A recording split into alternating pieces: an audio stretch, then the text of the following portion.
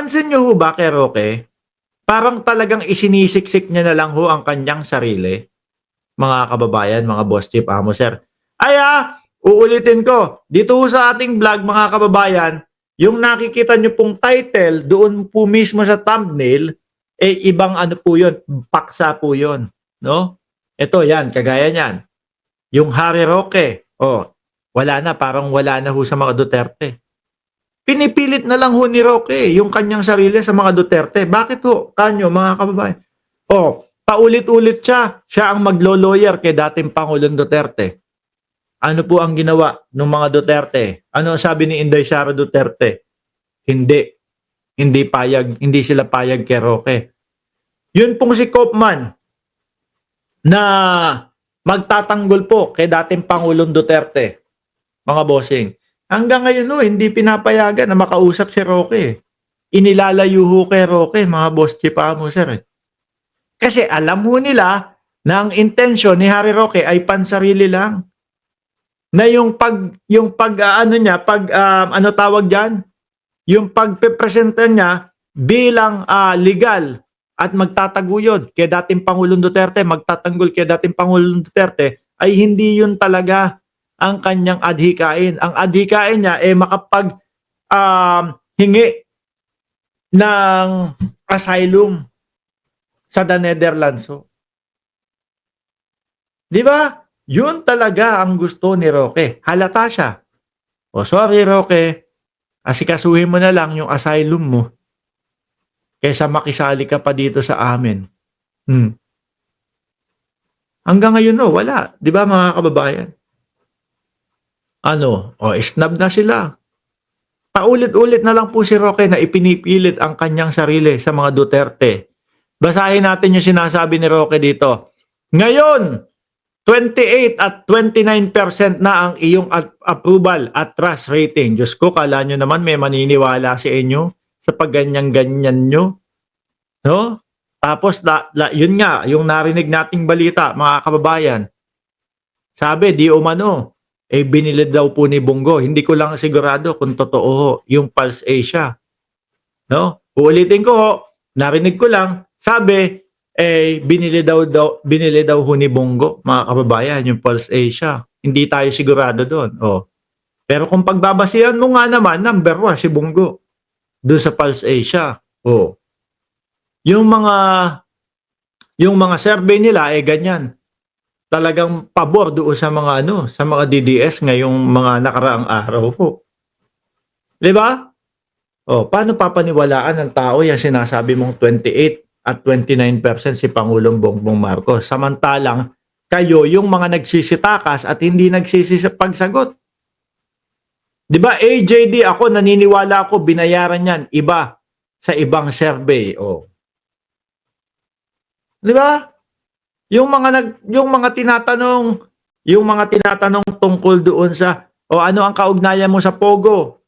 No, kasi kaya naman namin naitatanong sa ito dahil lumabas doon sa pagsisiyasat namin doon sa Pogo, Roque, meron kang mga papeles doon na naiwan. Yun nga yung paglabas nyo ni A.R. de la Serna sa paglabas ng bansa. Merong mga bank accounts. Kaya nasabi, may joint account si Roque at si de la Serna. Merong checkwa na nakita doon sa bahay ninyo sa Benguet, sa PH2. Kaya naman, naiuugnay ka sa Pogo. Di ba, mga kababayan, ano ginawa mo? Tumakas ka. Simpleng dokumento yung hinihingi sa iyo, hindi mo maipakita para ipagtanggol yung sarili mo. Tinakasan mo. Kayo yung mga pilit kumakalaban sa gobyerno kay Pangulong Bongbong Marcos. At ikaw din ang nagsabi, sabi ni Pebbles Talaquera, na magaling ka magpabagsak ng gobyerno. Mukhang engot ka yata Kung di ka engot, bugok ka, ano pa? Ikaw ang nagtatago ngayon. Di ba? Paano papaniwalaan nung Netherlands yung asylum mo? Wala. Si Inday Sara Duterte, ang dami din po tinatanong na sambayan ng Pilipino. Lahat, yung mga confidential funds, yung mga laptop, etc., yung mga inaamag. Yung mga bribery na sinasabi, di umano, yung mga puting envelope doon sa DepEd, lahat yun. Tapos sasabihin nyo sa amin, mas may tiwala kay Sara Duterte ang sambayan ng Pilipino. Totoo ba? Eh di ang bobo ng Pilipino pagka ganun. Kayo itong mga tago ng tago, takbo ng takbo, na hindi nagpapaliwanag, tas kayo ang pagtitiwalaan ng sambayan ng Pilipino. Eh di wow. Di ba? Eh di wow. Sabi ni Dennis Ostonal, sigurado ng landslide si Bongo sa senatorial election. Numero 1 sigurado na landslide siya sa dump site. Diyos ko naman, kawawa naman Dennis Estonal. Oh, ghost student pa, correct. Oh, di ho ba? Tapos sasabihin ho nila, ang porsyento ng Pangulo, yung dumadaos-dos pababa. Ibang klase. Gustong mapapaniwala ang sambayan ng Pilipino. Tuloy natin. Papaano ka magpapakumbaba? No? Isa lang ang pwede mong gawin. Magbitiw ka na sa pwesto. Siguro ko, ang iniisip kasi ni Roque, kapag nagbitiw, napapakamot na lang tayo sa ulo. Pag nagbitiw ho ang presidente, malaya na siya, okay na siya. Hindi ka din tatantanan ng sambayan ng Pilipino, Roque. No? At napakalabo niyan. Yan ang pinaka-imposibleng mangyari. Di ba Arvin G. Blag at Renante Genzola at Benzer, tree planting project, palibhasa, mataba, lupa sa Davao, sa daming fertilizer na kabaon. Di ba? Diyos ko, kahit ano pa gawin ninyo, imposible nyong mapababa ang presidente. Naku, eto kalahati na ng kanyang termino. Kailan nyo pa mapapabagsak ang Pangulo? Mukhang wala, mukhang malabo. No? Kasi yung estilo ninyo, halata ng sambayan ng Pilipino. Mga angat na lang yung mga naniniwala kay Sara. Tuloy ko sumunod ka sa turo ng ating Panginoon. Ako, nadamay pa ang Panginoon. Magpakumbaba ka, umamin ka na ikaw ay wala sa tamang pag-iisip.